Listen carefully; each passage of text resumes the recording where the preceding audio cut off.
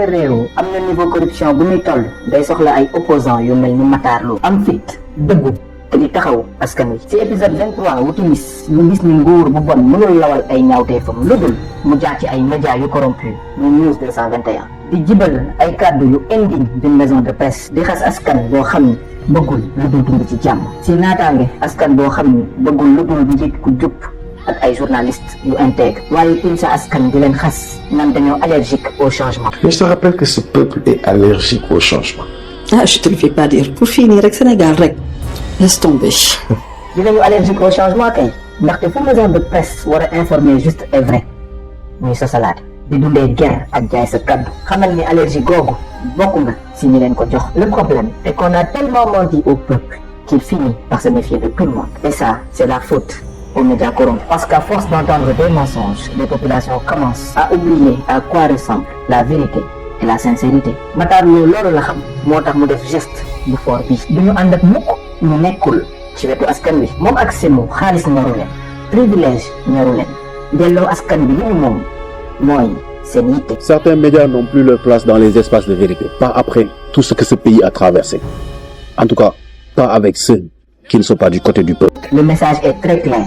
Tout ce qui porte le nom de média ne défend pas forcément la vérité. ndax bëri na média yoo xam ni seen poche dong la ñu fi nekkal bés bu ñu amul lu ñu fayee seen salaire jaay seen askan moo leen gënal ñu tëj seen entreprise. Quand celui qui éclaire la route devient aveugle, c'est toute une nation qui se perd. ci ginnaaw turu mouvement bii di làkk dëgg bu xóor te comme ni ko Semou ak Matar Lo waxee bëgguñu xeex corruption donc it ragal la ñu fi bëgg a jëlee tiit gi tax askan wi découragé ci politique bëgg koo wan ginnaaw tiit gi tax askan wi di jàpp ni mënuñu changer dara parce qu'un pays n'appartient pas aux dirigeants, un pays appartient au peuple. Les gouvernements ne sont que des passagers du pouvoir, ils ne sont pas les propriétaires de la nation. waaye réew mi askan wi ko moom sax xamuñu fu ñu féete ñuy jàppee Matar comme un sauveur. Déjà ñu ngi rafetlu seen duo boobu noonu man pour man Matar dañ ko tooñ. Bah moi je trouve que c'est une bonne initiative hein, franchement et puis le Sénégal a besoin de son œuf. D'ailleurs def naa si jàpp naa si ndax ay xale lañ. ñuy jàppee comme ko mérité wul dugg ci langue politique. Ce monsieur se lève et divulgue des informations.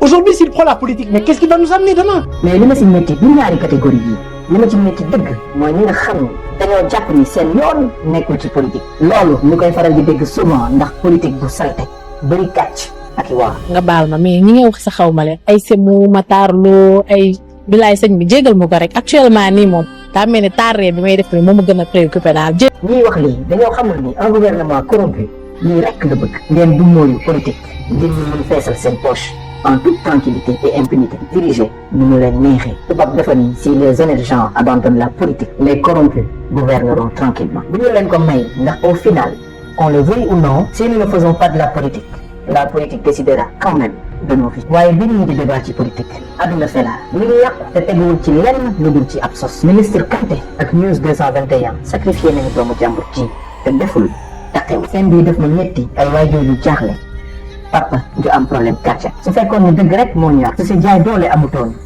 kon kenn du jaaxle. dañuy takkal ay gor yu set wecc ngir ay intérêt politique. yu yàq réputation nit ngir xaalis. lépp di ko jaarale ci ay médias yu corrompus. lu dara yu tëri lu dul ak manipulation constante. disait quelqu'un wax na dëgg reykat nit ki moo tane soskat bi. ndax kii rey sa bakkan dong nga ko ñor waaye kii sos sa der lay yàq te loolu daf lay topp ay génération. papaam daanu yaayam jaaxle.